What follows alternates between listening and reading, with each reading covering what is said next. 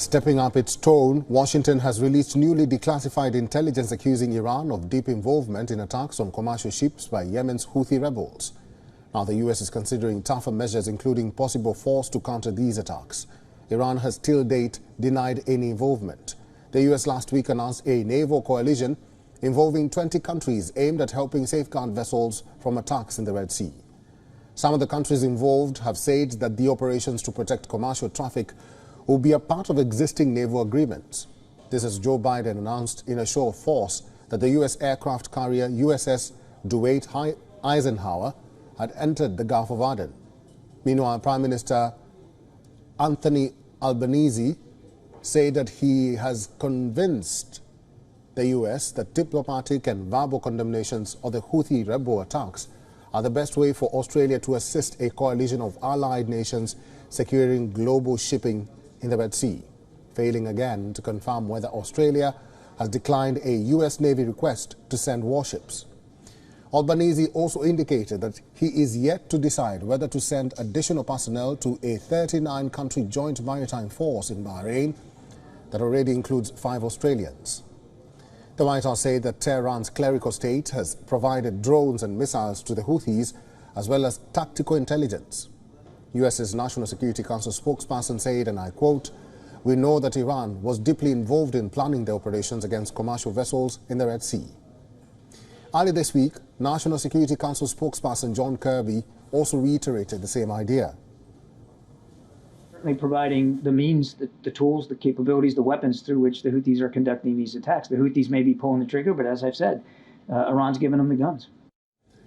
According to the Pentagon, the Houthis, who control vast parts of the Arabian Peninsula's poorest country, including the capital Sana'a, have launched more than 100 drone and missile attacks targeting 10 merchant ships. The White House says that the Houthis are also reliant on Iranian-provided monitoring systems at sea. Biden administration officials are increasingly concerned that the Houthis are trying to undermine global maritime trade, both to undercut trade to Israel and to raise the costs to the U.S. and its allies for supporting Israel. Yemeni insurgents persist that the ship strikes are in solidarity with Palestinians in the Gaza Strip. The Houthis, on the other hand, have warned that they would strike U.S. warships if the Iranian-backed militia was targeted by Washington. This comes as thousands of protesters rallied in Yemen's capital Sana'a in solidarity with Palestinians in the Gaza Strip. The protest was organized by the Iran-backed Houthis.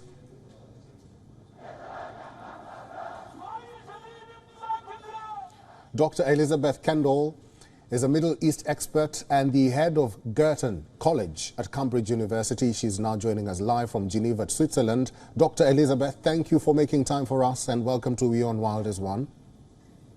Thank you. Doctor, the White House on Friday accused Iran of being deeply involved, and I put that in quotes, in planning attacks on commercial vessels in the Red Sea, an accusation that Iran continues to deny. Why do you think the U.S. is sticking to its guns on blaming or even accusing Iran? I think the U.S. is simply trying to tell it like it is. The Houthis in Yemen could not operate at this level without Iranian arms and training. That doesn't mean that they're a direct proxy of Iran. Iran does not necessarily command and control everything they do.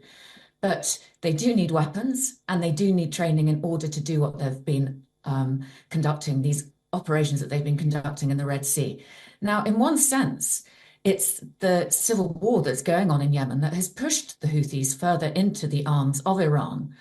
So over the last 9 years, the Houthis have become ever closer to Iran. We now see that their slogans are very similar.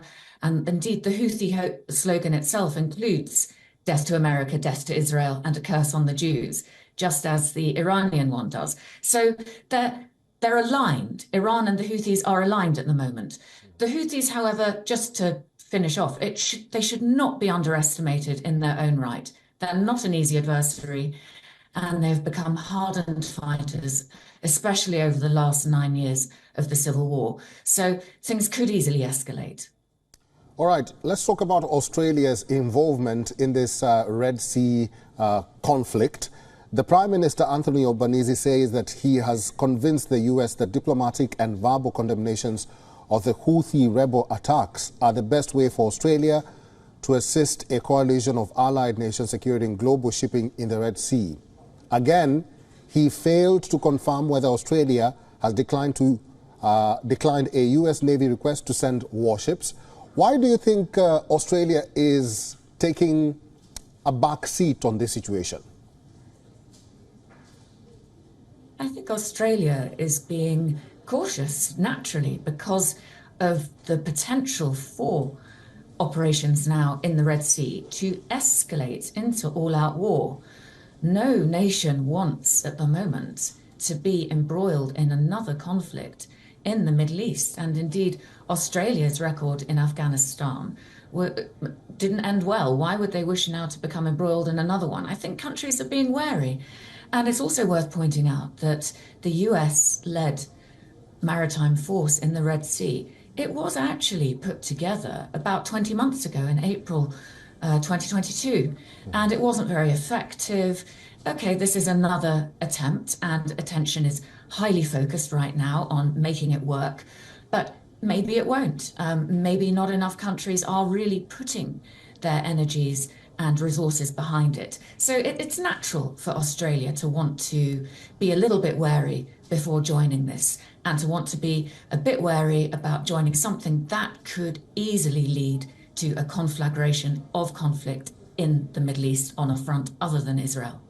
Dr. Elisabeth, let's talk about that force now. The US launched a multinational operation to safeguard commerce in the Red Sea as attacks by Iran-backed Yemeni militants forced major shipping companies to reroute. In your view, do you think the Red Sea force that is now formed is capable of repelling the rebels who say they will avenge or even attack any country's ship or vessel if they get involved? This is, of course, the dilemma for that Red Sea force. It will be extremely difficult to know where to draw the line between tolerating harassment and retaliating against attack. And the Houthis, backed by Iran, have currently to date found that sweet spot. They have harassed international shipping, they've hijacked ships, they've fired drones and missiles, but so far without really causing destruction or loss of life of crews. So they're treading this very careful line, which doesn't really justify retaliation. The dilemma for America and its allies is, how do they contain this threat and allow shipping to pass through safely, but without getting embroiled in an all-out war? I think the only the only courses of action they have open are to beef up their international maritime force, as they're doing, and possibly trying limited and highly targeted strikes to prevent the Houthis' capability of launching attacks. But it's a very tricky line. Dr. Elisabeth, finally and briefly, the US is preparing to lift ban on sales of offensive weapons to Saudi Arabia. What will be the significance of this move? I think the significance is that although the US is saying that this is in reward, if you like, for Saudi Arabia having largely abided by the truce in Yemen, in reality, it's a shot across the bows for Iran. It's a warning. It's saying that the US is prepared to support military action in the region. And yes, despite the Iran-Saudi agreement brokered by China earlier in the year, it is still possible that regional conflict could break out between those two rivals and the forces they have inside Yemen and in the Red Sea. So this gives Saudi leverage in its ongoing talks with the Houthis. And in short, it's a message to the Houthis and to Iran that the US stands firmly behind Saudi Arabia and that it's ready if the talks currently fall through. All right, I've been talking to Dr. Elisabeth Kendall, who's a Middle East expert and the head of Girton College at Cambridge University. Dr. Elisabeth, thank you for talking to us today. You're welcome. WION is now available in your country. Download the app now and get all the news on the move.